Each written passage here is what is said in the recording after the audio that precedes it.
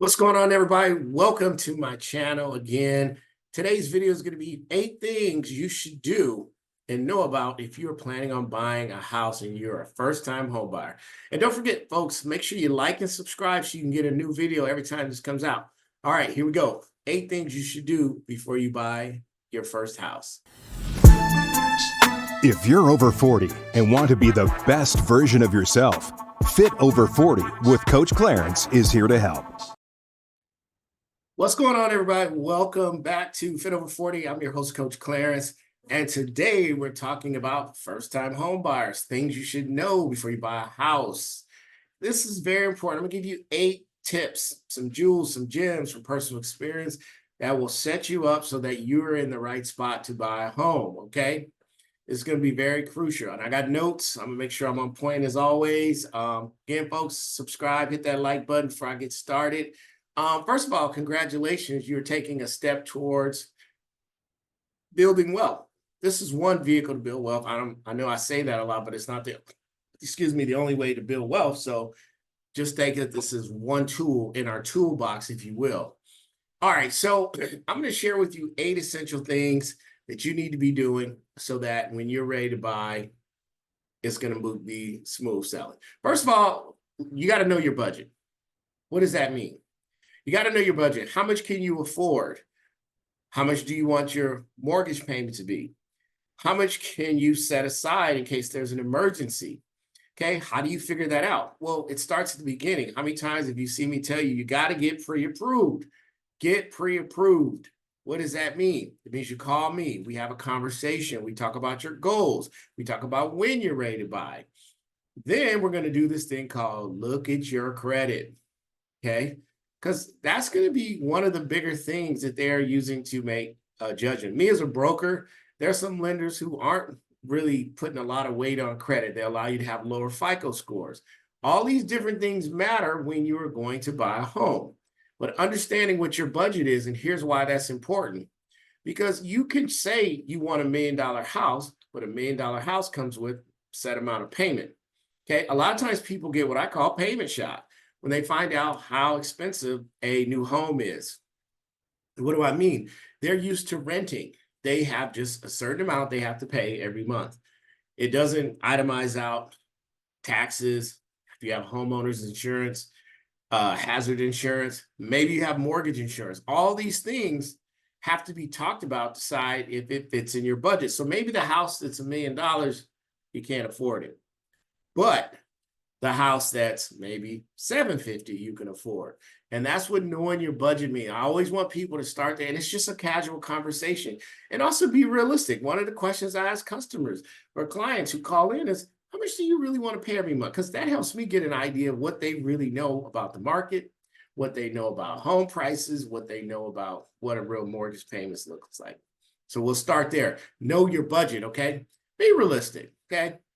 And if it's your first house, it doesn't have to be the dream home you get down the road. It could just be the starter home that you start with. All right, moving on. I talked about this earlier, but I'm going to go back to it. We're going to check your credit score. Your credit score is going to determine how much loan to value you can get. It's going to determine how expensive the interest rate is going to be. It's going to determine what risk or LLPAs that they put on the loan, which is loan level pricing adjustments, okay? They don't just give you the interest rate. It comes with a cost, and it depends on your risk factors, okay? These are important things. Also, if we are maybe doing a new build and we start this process and you have enough to qualify at that time, but we can get you a better rate, maybe we work on your credit in the meantime, which I do, credit repair, then, or credit restoration, I should say, we can get you into a better scenario based on building up your score, getting into a better situation. Credit also looks at if there's any lates, if there's any, maybe you defaulted on a home in the past, but if you were a first-time home buyer, that wouldn't happen, right? Not true. Here's the rule. If you haven't owned a home in 3 years, you're considered a first-time home buyer. So there are some loopholes there. All right. So anyway, knowing your credit score is going to determine also what you qualify, what programs I'm going to present for you. So it's a good place to start. So the bulk of this conversation in the beginning is budget, credit, and really setting some realistic expectations for the home buying process. And that's where I come in, and that's where it starts as a conversation. All right. Number three, I've been talking about this the whole time, getting a pre-approval. Getting a pre-approval, what does that mean? Okay, you tell me you make $5,000 a month. Well, you're going to have to verify that. I'm going to need to see W-2s. I'm going to need to see 30 days of pay stubs. We have to verify what you say. What are we looking for? 2 years of employment. Okay. Now, obviously, if you just started a job, that could be a challenge, unless maybe you've been doing the same thing for a long time and you just started a new company. We can write a story that the underwriter will understand as we're telling your story. So all these things matter. Okay. What else does the pre-approval look at? Maybe you're self-employed and you think, like a lot of self-employed people, I make all this money, but when your tax returns show up, you've written off most of your gains and you're showing a loss. Well, we're going to take 2 years of what you're showing that you actually made. And a lot of times that becomes a problem. Okay, it could be a problem, maybe not, because we do have programs that look at what you deposit into your bank statement, into your bank. So we have what they call bank statement loans. We could do 3 months bank statements, 1 whole year. We can do 24 months, depending on the scenario, how we want to structure it. So there are options for you as well. Again, before you go out and get in the car and looking at houses and getting all excited, get your ducks in a row, as they say. Figure out what you can really afford. And also, let's look at that payment shop, okay? If you're not putting down 20%, you're going to have mortgage insurance, okay? If you're doing an FHA loan, you've got mortgage insurance, okay? There's a VA funding fee to my veteran members. That all gets financed in, so that all applies to the loan. So we have to look at all those factors, and this is why the consultation matters so much, okay? Don't just go out there willy-nilly, find a house, get all excited, call the realtor, get her all pumped up, and then I have to call her and go, well, hold on. And that happens a lot, especially in a market where the interest rates are a little higher than what we're doing. You know what's funny? Talking to a colleague of ours who bought her house several years ago, her interest rate was 7.5. That's where interest rates are right now. I think we got spoiled when those rates were super low right around COVID or right after COVID. I think everybody thought that's just what interest rates are. Interest rates were way higher back in the days. We're actually in a normative state, if you will. So again, folks, I say this all the time, it's not the interest, it's the payments that's real, because we can strategically structure your loan so that it fits your budget. This is all about strategy. And guess what? Rates come up, rates go down. And when rates go down, you get a phone call from me. I go, hey, Mr. Borrower, it's me, Clarence, remember? Put you in that loan a couple months ago? Yeah, I remember you, Clarence. All right, boom, here we go. Guess what? Rates are lower. I'm going to rework your loan and lower your payments. Sound like a plan? All right, let's move forward. So getting pre-approved, that's simply what that means.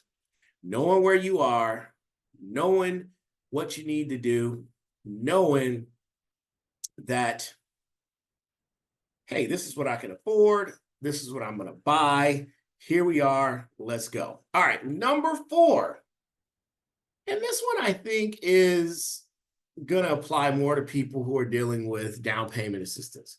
Why is that? Every county has a limit of how much the income you can make is able to qualify for those grants. So sometimes knowing where you're going to live or where you want to live. Also, why is that important? Maybe there's an HOA that makes that monthly payment or brings your debt ratio up high. We have to qualify that HOA. And even though it's not coming out of your payment, that still has to be factored in, okay? Some neighborhoods, maybe they don't want certain types of dogs. Are there schools? All these things you want to do. Now, at this point, if you've gotten the pre-approval, now you're having a conversation with one of my realtor partners, and this is kind of what you're talking about with them. But I can tell you from a mortgage point of view, knowing where you live is going to impact things like taxes. You know, is it in a flood zone? All these little things that you don't think about, you're just thinking about the house, okay? Maybe you want a house with a pool. Is there a pool in that area? And now I'm in Arizona, so there's 80% of the houses have pools. And that might be a high number, but damn near every house has a pool. It's hot hell. It's hot as hell here. So everybody's got a pool, or at least access to one. So yeah, we want to be careful, making sure you visit the neighborhoods you want to be in and that you spend some time focused on, is this the area? Does it fit my overall mortgage strategy? Now I'm talking from the mortgage perspective here. You can talk with your realtor. If you don't have a realtor, I have a great team of realtors that I can put you with, someone who fits your personality, who understands your goals. You know, whether you're trying to relocate, we got a relocation specialist. We got someone who deals with veterans. I mean, just what you name it, some of the top realtors in the game I'm linked up with. All right. Now, I need you to be thinking long term. In our strategy, we have an initial strategy, kind of a midway strategy, and then our long-term strategy. Now, what do I mean when I say long-term strategy? If this is your first house, this is most likely a starter house. I know very few people now, again, older folks, the older generation, there's some people that house just got passed down. But again, it got passed down. Maybe it was passed down to one of the children, the mom moved in, or the mom and dad moved into like maybe a retirement home, a smaller condo. But very few people keep the house they first got. I think I got my first one when I was 19, okay?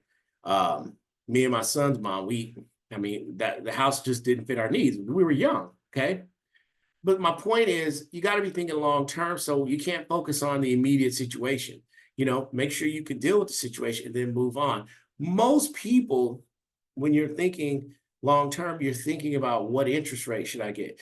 Are there value points in buying down rates? Yes. Does it make sense sometimes? Again, it's your goals. If you're like, hey, I'm only going to be here for 3 years, and then my job's relocating me, maybe that's that. Or maybe you need to buy down your rate because maybe you're being guaranteed income that's going to increase in a couple of years so you can afford a higher payment when that rate adjusts. So there are all kinds of variables. Maybe it's just you and your spouse, you and your boyfriend, you and your girlfriend, whoever's going in on this house. Maybe you guys are planning on having children. And right now, maybe that plan is a year or two off. So what do you start with? Maybe you start with a condo. I mean, you know, or maybe start with a smaller house, smaller lot, whatever. Now you're going to decide to get kids. Guess what? You're planning everything right. You're building equity. You can use that equity to move into something bigger. And that's the point here, folks. Always be thinking long term, especially when you get into a rate. I always tell people the lowest rate may not be the best strategy. That's why you got to have a consultation. Rate, again, I say this into nauseam. So if you've never heard this before from me, rate is what you brag about at the pool party, at the barbecue. Your payment. No one ever comes up to you and go, I pay $39.27 a month. What do they say? I got 3%. Oh man, I got 7%. That's what people talk about. Like, what does that mean? It doesn't mean nothing. It was what you could qualify for. Or maybe that was the deal you accepted. It just depends. Okay, stop talking about the rate. Start looking at the financial strategy. And if you have all your ducks in a row, which we can link you up with one of our financial partners, and make sure every decision you make regarding your mortgage makes sense. That's what we're going to do. Okay, so again, think long term. Get excited right now.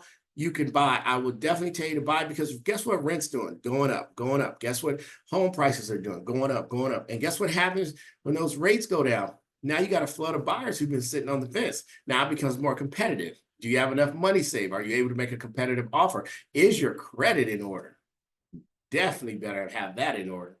You'd be surprised how many people decide this process and realize they forgot about a payment they missed, or they forgot about this, or they forgot their cosign for their friend, and it comes back to haunt you. It happens to me. It's happened to friends I know. It's just true facts of life. That's why I tell you, you should semi-annually take a look at your credit, whether you're trying to buy some or not. There are resources, and that's a whole nother video. You can reach out to me and I can show you where you can find that to take a look to see what's on your credit report. All right. I'm going to also, this is more something my realtor partners might say, but folks, don't skip that inspection. Why is that important? Because there could be a couple things. It could be something that's going to cost you a lot of money and maybe you squeezed every penny to get in the house. It could be something that you could do to leverage the price of the home. Maybe the roof needs to be fixed. Maybe there's something that needs to be done that you can now use that and leverage how much the house costs. Now, if you're doing a government loan, it may require that it's fixed. So the inspection is important. You don't want to skip the inspection and then we do an appraisal and the appraisal is like, oh my God, the roof's about to fall over, or, you know, there's no plumbing. I mean, I'm exaggerating, but you'd be surprised some of the stuff that we see. The inspection is important. Again, sit down with your realtor partner. Don't skip that because that could cost you as a first-time home buyer. Now, if you're savvy, you bought a house before, maybe you are really handy, you can fix things, maybe you're not worried about that. Maybe you were able to walk through and find some things on your own that you were cool with. But again, depending on the type of loan you are, you may have to fix those before you close. So again, all this is step by step. All right. Number 7, this is huge. You have to understand the closing process, okay? It's essential to understand the closing process. This includes reviewing and signing a mountain load of paperwork. What's the first thing that happens? I run your numbers, I say you approve, and again, we send out a loan estimate. And you see those numbers, and most people, they've never bought a house before, they freak out. They see all those numbers. Folks, on our end, there's an origination. There is a possible processing fee, depending on, again, the scenario. We may absorb it to make the deal work. And there may be a lender fee who we're sending the lender fee to. So there's the origination. That's a charge that you are charged for us to originate the loan. Guess what? Even banks charge origination. They are just able to put that on the back end where you can't see it, okay? But everybody charges. There's no free money, okay? People's profits are either built into the rate, or you're being charged up front.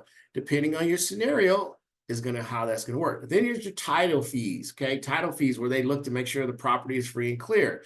They make sure there's no liens on it. There is a charge for that. That is a closing cost, okay? It's not my cost, but it is a cost that you have to pay, okay? Then there's the seller side of it, and they have to prove that their property is free and clear. That all gets charged. Now, the seller has to pay their part of that, and they can be negotiated. Again, I'm not a realtor. Let your realtor tell you about all that. Then you have what they call escrows, like your taxes and insurance. Now, yes, can you not put your escrows in your payment? Absolutely. Depends on your credit, your loan to value, and a couple other things, okay? But to keep it simple, those are the simple ones, okay? You do not have to impound. But generally, first-time home buyers, depending on where your credit is, might be a good idea to do that initially. It comes out your payment, out of sight, out of mind, it's coming out. So they will collect hazard insurance maybe a year up front on the first year premium, taxes depending on when you close, how much taxes they're going to take. So that all comes out. Okay, maybe you have mortgage insurance. If you have mortgage insurance, that's going to be coming out every month. Okay, you're going to see how much they're going to take depending on when you close again, when that's going to be due. So keep that in mind. Don't freak out about that. And then there's all the other little fees, recordings. Maybe you wanted to buy the rate down. You'll see that as a discount point. There's all these things that comes out. Again, this is part of the closing process, okay? It can be overwhelming. What I do is, before we get there, we go over all those disclosures at the same time. We jump on a Zoom, we walk through, so there's no table shock. I want you to be ready and expected to go. Also, understanding the closing process may let you know, hey, we might be short to close. We may need to bring in more money. Or, hey, you know, the seller's not doing something that they're supposed to do, and we can figure all that. It is an important process. We'll guide you through it. The closing process is making sure all the ducks in a row before you sign that final thing. Now, if you're doing a refinance, we know you have 3 days to reconsider your major decision. If you are doing a purchase, when you sign it, that's pretty much a wrap, okay? It's what it is. You're ready to go. All right, this one I'm just throwing in, number 8, be flexible. Be flexible in a market like this. You may not get the first home you want. Maybe your financing isn't going to be what you want to be. Be willing to bend, learn. Things are unpredictable. If you're playing the float game with your rate, it's a gamble, okay? So I typically tell my clients, give me a range, a low end and a high end, because I'm going to watch and say, oh, they're moving towards that high end. I may call you and say, we got a lock right now. And when it's time to lock on a contract, and I tell people who are floating, I go, I'm going to give you the 911. You got to call me back. You know, we getting ready to lock. Or, hey, we got time to float. Rates came in good this morning. As we know, rates change periodically through the day. So, you know, in closing, folks, you know, the rate game, the mortgage game, it is all about having a plan. If I could say anything about all of this, it is about having a plan. And if you don't have a plan, you're going to possibly spend a lot of unnecessary money. You're going to have a lot of headaches. The process is going to be slow. At this point, we really do a very good job at what we do. We're set up with lenders that can close your loan really fast. We have experts. I mean, the processing team I have, the underwriters, the years of experience. When I say Team Ferguson, it's a team. That's why we say Team Ferguson. Okay. I'm the head of the team, but I work with other people to make sure this is a smooth transition for you. So let's recap really quick. Make a decision to buy. I'm done renting. I'm going to find out what I need to do. Okay. It has to start with a mindset. Whether it's 6 months from now, 3 months from now, next week, make that decision and go back through this video and go through the steps. Number 2, if you don't have an agent, reach out to me. I know your personality. I can ask you a couple questions. I can point you into the right direction with a qualified agent, okay? Who's going to work, as I've said in other videos, an agent is that. It's like an agent, like a sports agent. Their job is to get you the best deal, and they're compensated for that, okay? Secure your financing. What does that mean again? Pre-qual, get a pre-qual, get it for me. Find out where you stand. Find out what options. I'm usually going to give you 1 or 2, maybe 3 options. Don't want to confuse you. Usually going to be the 3 that you need to pick based on what you tell me and based on your budget and based on your credit. These are going to be the best 3. If we can't do 3, we'll definitely give you 2. Very rare do we only say this is all you can do. You got to have a really funky situation. Number 4, you and your realtor go find a home. I'm out of it until you find the home, right? Okay. You make your offer based on the pre-approval that I sent you and your agent. So you know what you can qualify for. You can play the game. He said we could do $500,000. Let's offer him $490,000, you know? Play that game. That's between you and your realtor. Okay. Do your due diligence. Okay. Now you have a contract. I need you to remember this. If you don't remember nothing else in this video, once you get that contract, do not change your job. Do not quit your job. Do not decide to become self-employed and make YouTube videos like me. Don't do it, okay? Do not go make any large purchases. Do not buy a new car. Do not buy furniture. Do not do nothing, because what you started with is what we're qualifying you. And any change to that status, we have to re-underwrite the file, okay? And you might take yourself out of qualifications. I've seen it happen. People get excited. They go out and buy furniture. They're already spending their, hey, we're going to put patio furniture. We're going to throw a pool in. We're going to do this. Close first, okay? Close the loan before you do that, okay? That's what it means. Secure your investment. Be smart. Don't change your job. Now, if you get a raise, or hey, I just got a raise, we can make a phone call and say, hey, we guarantee this is going to be going for next month. Now, maybe we can rework the numbers and maybe you can get a little bit better of a deal. So in that case, do it. But if something happens and maybe you say, hey, I want to work less hours, don't do that. Wait till we close. You can do what you want after that. That's your business. And final, get your keys. Send me a reference, a 5-star. Anyway, I hope this was helpful. It's a lot, but it isn't. It's very simple. These are 8 things you need to do to be ready to buy your home. We'll see you next time. Fit Over 40, I'm your host, Coach Clarence, and we'll see you next time. Remember, be good. If you can't be good at it.